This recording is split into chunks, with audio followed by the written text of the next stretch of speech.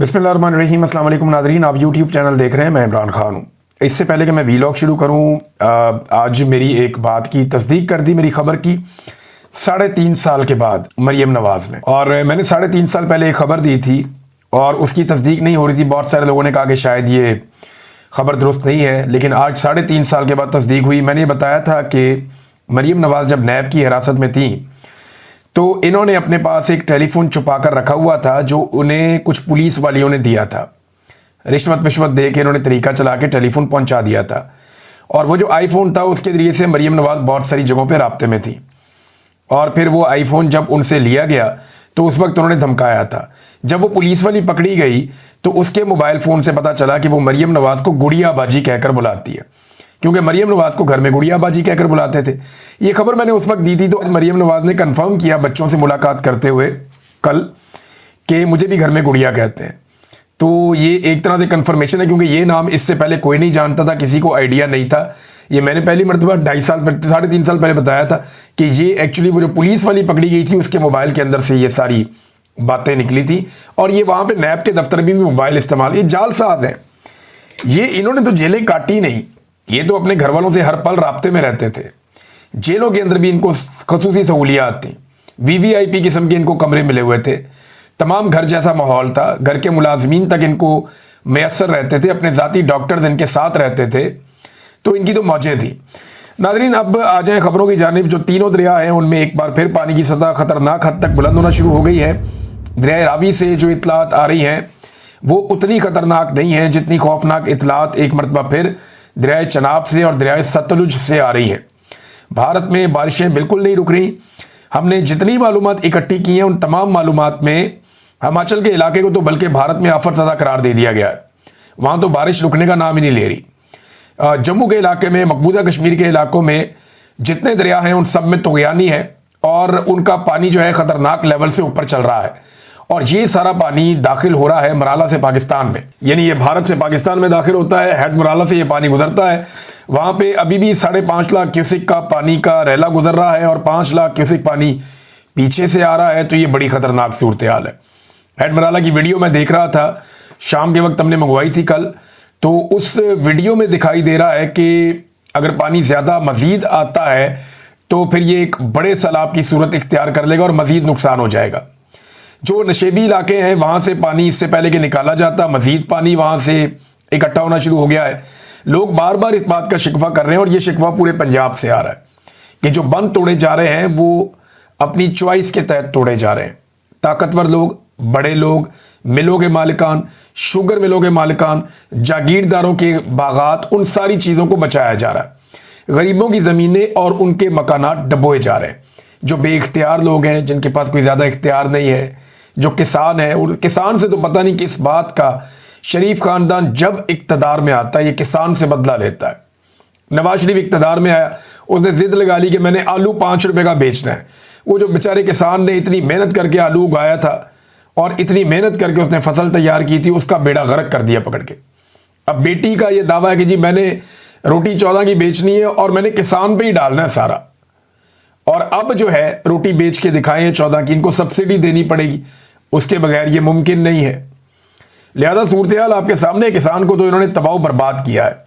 अब तीनों दरियाओं में एक मरतबा फिर पानी की सतह खतरनाक हद तक बढ़ रही है। झेलम से नीचे के जितने भी एरियाज हैं, जैसे गुजरात में बताया जा रहा है कि रात गए पानी दाखिल हो गया, बहुत सारे इलाकों में बगैर वार्निंग के पानी दाखिल हो गया। कई जगहों पे जहाँ पे बंद टूटते हैं वहाँ पे पेशगी कोई इतला नहीं दी जाती और लोग अपने घरों में होते हैं, अचानक पानी आ जाता है, लोगों को अपना सामान छोड़कर भागना पड़ता है। अब एक बयानिया ये भी बनाया जा रहा है कि ये भारत ने जारहियत की, आबी जारहियत की है, लेकिन हमने भारत के विजुअल्स निकाले और वहाँ की सूरत हाल देखी तो भारत में भी लगभग 1000 देहात ज़ेर-ए-आब आ गए।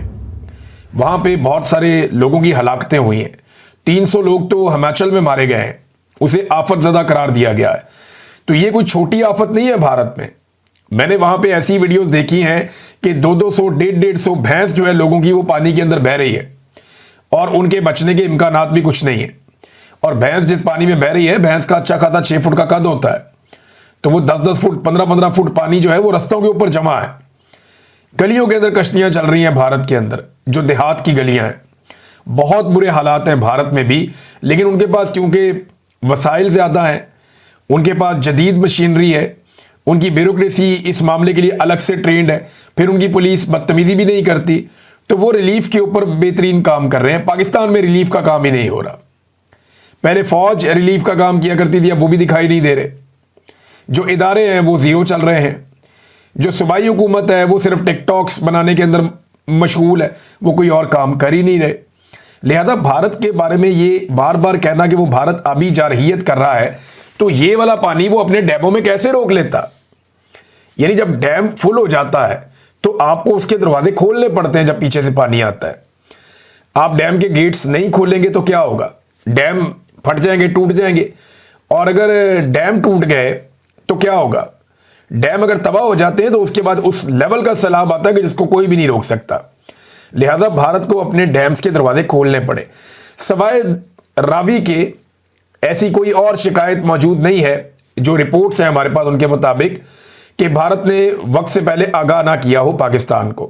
ख्वाजा आसिफ ने यह बात की थी, लेकिन ख्वाजा आसिफ को झूठा करार दे रही है उनकी पार्टी, क्योंकि PMLN ने और स्टैब्लिशमेंट ने यह फैसला किया है कि कल को यह सारा कुछ हम भारत के खाते डाल देंगे। ये सौदा पाकिस्तान में आसानी से बिक जाता है ना, तो ये सौदा पाकिस्तान में हम ऐसे बेच देंगे कि भारत ने अपनी शिकस्त का बदला लेने के लिए पाकिस्तान पे आबी जारहियत की है और पाकिस्तान पे पानी छोड़ा है। हालांकि भारत के अंदर बहुत नुकसान हुआ और पाकिस्तान के अंदर भी बहुत नुकसान हो रहा है। पाकिस्तान की तैयारी नहीं है। अभी भी जो बंद खुद से टूट जाते हैं, पूरे पूरे इलाके डूब जाते हैं, वहां उन्हें कोई आगाही नहीं करता। अक़वाम मुत्तहिदा की रिपोर्ट जो है वो पाकिस्तान के अंदर जो बातें की जा रही हैं उनसे मुख्तलिफ है। UNDP और जो दीगर इदारे हैं वो ये कहते हैं कि 2 सितंबर को उनकी जो रिपोर्ट आई वो मैं आपको बता रहा हूं कि 1 करोड़ 4 लाख अफराद मुतासिर हुए हैं और बड़ी तादाद में लोग बेघर हो गए हैं पाकिस्तान में। ये एक बहुत बड़ा डाटा है, बड़ी खौफनाक सूरत हाल है। लेकिन पाकिस्तान की एस्टेब्लिशमेंट ने, हुकूमत ने फैसला किया ये भारत के खाते में डालना। ख्वाजा आसिफ ने कहा कि नहीं, इसको भारत की आबी जारहियत नहीं कहा जा सकता। वज़ीर दिफा है, वो जानते हैं कि इंफॉर्मेशन आ रही है भारत से। हाँ, वो आपका दोस्त तो नहीं है कि आपको उस तरह बताया जैसे दोस्तों को बताया जाता है, लेकिन हिफ्ज़े बात मुक़द्दम अपनी जिम्मेदारी वो पूरी कर रहा है।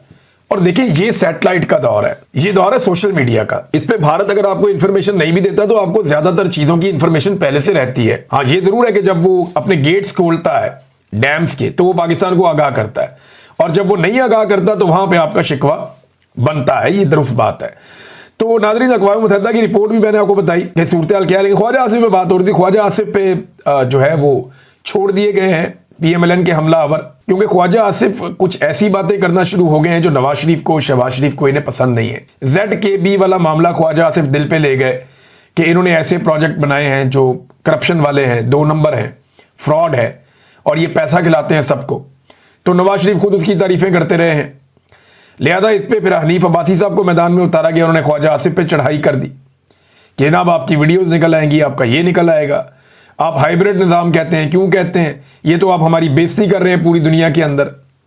तो ख्वाजा आसिफ के खिलाफ जो है, और वो ये पंजाब से जो इंफॉर्मेशन मिनिस्टर है उसने भी, अलग पीपल्स पार्टी में थी जब ख्वाजा आसिफ कुर्बानियां दे रहा था PMLN के लिए, या नवाज शरीफ के साथ जब ख्वाजा आसिफ खड़ा था उस वक्त ये जो खातून है आजकल पंजाब में इंफॉर्मेशन मिनिस्टर, ये पीपल्स पार्टी में होती थी। लेकिन आप देखें ये अब उठ के ख्वाजा आसिफ के ऊपर अटैक कर रही है या ख्वाजा आसिफ को गलत करार दे रही है। तो ठीक है, ये तो सियासत में चलता है। यही काम जो है पहले चौधरी निसार के साथ भी हुआ था। चौधरी निसार जो है वो ज़रा गैरतमंद आदमी थे, जान छुड़ा के टाइमों टाइम निकल गए, लेकिन ख्वाजा आसिफ साहब अभी तक फंसे हुए हैं उसी पार्टी के अंदर। किसी भी सीनियर आदमी की यहाँ पे कोई इज्जत नहीं है जब से नवाज शरीफ साहब ने अपनी साहबजादी को इस मैदान में उतारा है। साहबजादी भी ऐसी है कि एक के बाद एक झूठ इनका पकड़ा जा रहा है। बड़े बड़े मज़ेदार झूठ है, मैं आपको दिखाता हूँ। ये देखें, ये एक मरियम नवाज ने ट्वीट किया और ट्वीट के अंदर मरियम नवाज ने दिखाया, 1 सितंबर को ट्वीट किया। ये रेड कलर के आपको 2 बॉक्स नज़र आ रहे हैं। ये जब फ्लड आए थे तो हमने भी बनाए थे। तो ये 2022 में वो कह रही हैं ये जो है ना ये टेम्पररी बनाए गए हैं सैनिटेशन फैसिलिटीज़, नहाने धोने के लिए ये बना दिए गए हैं सैलाब मुतासरीन के लिए, जहाँ पे सैलाब ज़दा इलाके हैं वहाँ पे। तो मरियम नवाज ने इसे अपने खाते में डाल लिया। अब इसका पोल खोल दिया जिन्होंने ये बनाए थे। अब वो ये बताते हैं कि झूठ ये पकड़ा गया। ये तस्वीर जो है वो दुआबा फाउंडेशन की है, जो कि मुल्तान बेस्ड फाउंडेशन है। इन्होंने 2 महीने पहले अपनी फेसबुक पर यह तस्वीर लगाई थी और तस्वीर जो है वो आप डाउनलोड करके जूम करके दाएं बाएं से उनका लोगो भी देख सकते हैं। लेकिन गुड़िया बाजी ने जो है, मैडम गुड़िया ने इनको अपना काम कहकर अवाम को चूना लगा दिया। ये नाजरीन, एक मरियम नवाज का झूठ पकड़ा गया, ये दूसरा झूठ देखिए मरियम नवाज का एक और पकड़ा गया। मरियम नवाज ने फोटो लगाया एक लैट्रीन का, बाथरूम का, वीआईपी किस्म का बाथरूम। वो कह रही है जी, innovated portable washroom constructed and placed at relief camps in Chiniot, कि चनियोट का जो हमारा रिलीफ कैंप है वहां पे पोर्टेबल जबरदस्त किस्म के जो बाथरूम है वो बनाकर लगा दिए गए हैं। ये मरियम नवाज साहबा ने दावा किया। अब जनाब जब इसके ऊपर तहकीक की, अब आपको पता है डिजिटल मीडिया का दौर है, डिजिटल मीडिया जो है वो दंगा करता है, तो उन्होंने बताया कि तस्वीर मोबाइल रिकॉर्ड के मुताबिक 2023 की है और जब इसे गूगल से चेक करवाया गया तो पता चला कि ये OLX से उठाई गई एक तस्वीर है। यानी ये तस्वीर जो है वो पहले OLX पे लगी हुई थी और 2023 में 9:03 और आगे जो है वो 2:29 आगे इसका वो सारा ड्यूरेशन लिखा हुआ है। तो ये जो फोटो है ये OLX से मरियम नवाज साहबा ने उठाई और उठा के यहाँ पे पेल दी। तो ये बड़ा सीरियसली मरियम नवाज को देखना पड़ेगा कि कौन उनको बेइज्जत करवा रहा है और वो क्यों लगातार अपनी बेइज्जती करवाने पर तुली हुई हैं। इससे पहले भी उन्होंने बहुत सारी ऐसी